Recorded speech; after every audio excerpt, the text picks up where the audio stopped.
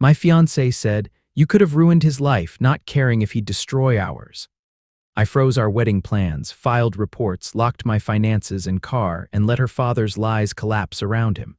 Now she walks down the aisle alone, and he watches from a distance, powerless and finally silent. I, 31, male, had been with my fiancée Lainey, 29, for almost 7 years.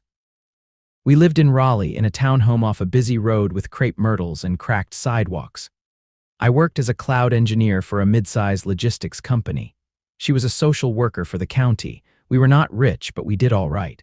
I made around $110,000 with bonuses. She made around $55,000. We split most things down the middle. We liked a place called Brickhouse Grill and a sushi spot near downtown. Weekends were trivia nights, craft beer, and game nights at friends' apartments. Our friend group was tight. A bunch of college holdovers, plus Lainey's best friend Cassie, who had a talent for stirring things up. The big shift started when my company got bought. There were rumors of layoffs. I updated my resume and took recruiter calls during lunch. One afternoon, a recruiter from a big tech firm in Austin reached out. Fully remote, base around $150,000, sign-on stock, real benefits. The kind of offer that made my numbers brain light up. I did 3 interviews over video. They liked me. They officially offered the job on a Thursday morning. I stared at the email for a long time. The role was remote, but they wanted employees to be within driving distance of Austin. They would cover relocation, closing costs, and a short-term rental. I printed the offer and brought it home. Lainey was sitting at the table scrolling on her phone. Her dad, Marvin, was on speaker. She liked to put him on while she cooked or paid bills. I waited for a pause. "I got an offer today," I said. "Big one." Lainey looked up. "Already," she said. "That was fast." "Remote job," I said. "Company in Austin. They want us there, though." Marvin's voice came through the speaker. "Austin," he said. "What for? You two are fine where you are." I laid the paper on the table. $150 base, I said. "Stock, full relocation, real growth." Lainey skimmed it. Her mouth tightened. "You want to drag us to Texas for some tech fantasy," she said. "It is not a fantasy," I said. "This is real." Marvin chuckled softly through the phone. "Keaton, people like you get laid off first," he said. "You have a stable job now. Stay put." Lainey pushed the paper back toward me. "We just signed the photographer for the wedding," she said. "We have deposits down. My entire family is here. I am not starting over in some overpriced desert." "Austin is not a desert," I said, "and it is more money than both of us together right now." She shook her head. "You always chase shiny things," she said. "You are not serious enough for that world anyway." That line landed harder than she meant. Or maybe she meant it exactly. I did not argue more. I folded the paper. I listened to her and Marvin talk about centerpieces and guest lists. I kept the numbers in my head, the cost of living, the salary, the difference between what we had and what we could have. Update 1. That weekend, I accepted the offer. I did it quietly in my office with the door closed. I signed the relocation packet and scheduled a meeting with a real estate agent in Austin. They would fly me out for 2 days to look at rentals. At dinner that night, I tried again to talk. Lainey poked at her pasta. "We are not moving," she said. "We have already settled this." "You said your piece," I replied. "I do not think we settled anything." She rolled her eyes. "You are not going to blow up our life for some number on a paper," she said. "That is not who you are." "Apparently you know exactly who I am," I said. She looked at her phone. Cassie had texted. She laughed and showed the screen. Cassie had written, "He really thinks he is Silicon Valley now." Lainey typed back while I watched, "Relax, he will come back to Earth." At brunch that Sunday, our friends weighed in. Cassie said, "Austin is all blue checks and fake cowboys." "You would hate it." Our friend Miles added, "Dude, you have a stable setup here. Do not blow it for a midlife crisis." Lainey repeated the same line to them. "He is chasing some shiny thing. He will forget about it next week." They laughed. I smiled politely. I started moving money the next day. I opened a new checking account in my name only. My direct deposit was already split between joint and personal. I changed it so the bulk went to the new account. I checked the title on the car, mine only. I turned off Lainey's spare key access on the smart lock, citing a glitch. She did not notice. At night, I researched Austin neighborhoods.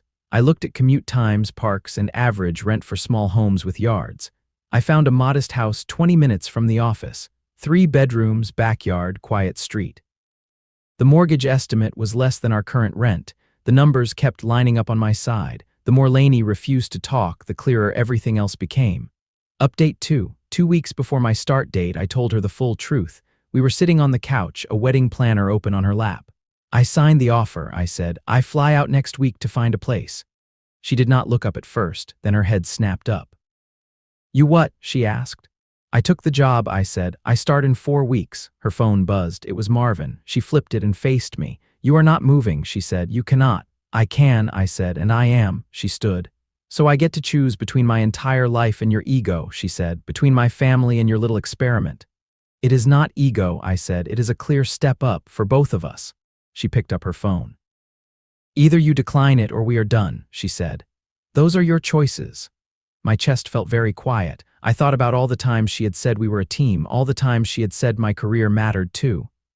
I will not decline it, I said. Then we are done, she replied. She called Marvin and put him on speaker. Tell him, she said. Marvin said, Keaton, you are throwing away a good woman and a good life. Grow up and cancel it. No, I said. I am taking it. I would like you both to respect that. There was a long pause. Then Marvin said, if you hurt her over this, you are no longer welcome here. The next weeks were slow and sharp. Lainey moved through stages. One day she barely spoke. The next she sent me long messages about how I was ruining everything. Then she talked about moving with me, but only if my parents paid for the wedding. When I pointed out that my parents were retired and not rich, she called that selfish. Her mood swung between cold and overly sweet. I stayed steady. I suggested she come see Austin with me. She said, I am not uprooting my life for your spreadsheet dream. On moving day, she was at her sister's house, her choice. I loaded the rental truck with Miles and my brother. The townhome looked smaller with my things gone. The air felt easier to breathe. I left my copy of the lease and keys on the counter. I wrote a note that simply said, the rent is paid through end of the lease. We are square. In Austin, the air smelled different. The first night in the short-term rental, I lay on the sofa listening to traffic and distant music. The new office was bright and quiet. People spoke in low voices about big projects. My team lead shook my hand on the first day. We are glad you are here, he said. Within a month, I felt a kind of focus I had not felt in years. I joined a small gym around the corner. I walked to a taco stand twice a week. Neighbors invited me to a street festival with food trucks and live music. I laughed more there than I had in months. My signing bonus hit my account. I put it toward the house we had looked at online. I closed on it 3 months in. 3 bedrooms, small yard, a big oak in front. The mortgage was less than our old rent. Back in Raleigh, Lainey was busy. I started hearing from her cousins. They sent short messages. Things like, we heard you left Lainey for money. Is that true? I answered politely. No, I said. I took a job. She chose not to come. Lainey was telling people I had ditched her with unpaid bills and wedding debt. Those were lies. I had cleared everything I owed. I sent her sister copies of receipts and screenshots. Her sister replied, thank you, this is not what we heard. I did not drag Lainey. I just shared facts. When my promotion went through at the end of the year, I updated my LinkedIn. Senior cloud engineer, base up to 170,000 with stock vesting. New city, new house. I kept the tone plain, no gloating. Lainey saw it. I knew because that same night I got the first long email in months. She wrote that she had been scared. She said she thought the offer was a risk. She said Marvin had told her to hold the line. She said she now saw I was serious. She added I could move there now. We can still make this work. Messages followed on every app. Missed calls. Cassie even wrote once. She said Lainey is having a hard time. You should talk. A few of our old friends reached out. They admitted that Lainey had said I left her with debt. They said they saw now that it was not true. My parents called and said, we are proud of you for going. Even Lainey's mom sent a short message. She wrote, I saw the documents. You did right by her. I answered her kindly and thanked her. 2 months later, Lainey showed up in Austin. She texted from outside my house. I saw her standing by the oak tree when I looked out. I stepped onto the porch. You moved fast, she said. She scanned the house. So this is what you chose. I chose myself, I said. She bit her lip. I was wrong, she said. I know that now. I got scared. Dad got in my head. Can we talk inside? No, I said. We can talk here. She looked around the quiet street. I could move here, she said. I can find work. We can fix this. I miss us. You called me unstable to your friends, I said. You told people I abandoned you with debt. You let your dad say I was using you. I was hurt, she said. I did not mean all of it. You meant enough, I said. Your view changed when my title changed. That is not fair, she said. I have done work on myself. I see what I lost. Your situation changed, I replied. That is all. A week later, I got a letter from a lawyer in Raleigh.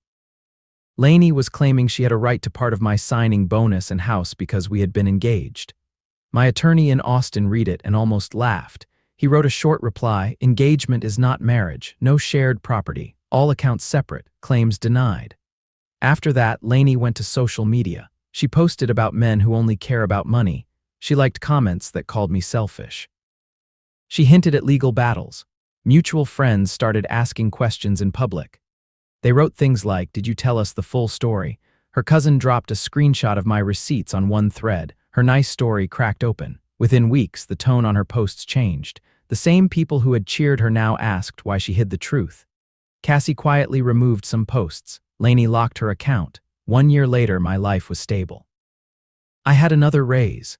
My total comp sat near 200,000. I had bought a small rental condo outside the city. I was dating a woman named Mira, a nurse at a nearby clinic. She knew the whole story. She liked that I did not cut corners. One night, I got a final message from Lainey. It was short. She wrote, "I am sorry, you were right to go." I did not reply right away. The next day, I wrote back. I said, "Thank you for saying that. I hope you build a good life." Then I muted the thread, final update.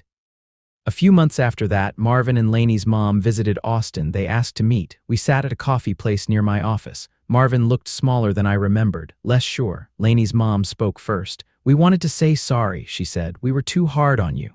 Marvin cleared his throat. "I taught her to dig in instead of listen," he said. "That is on me. I pushed her to fight you on the job." He looked at his cup. "I also told people you abandoned her," he said. "That was not right," I nodded. "I cannot fix any of that," he added. "I just wanted to tell you I know I was wrong."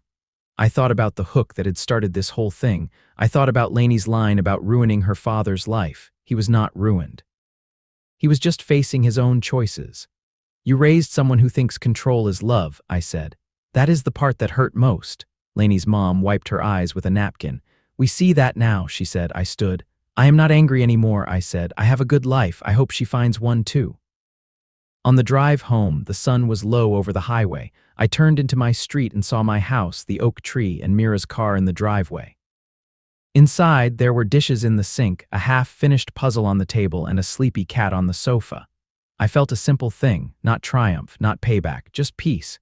If anyone listening ever weighs someone else's fear against their own future, I would say this.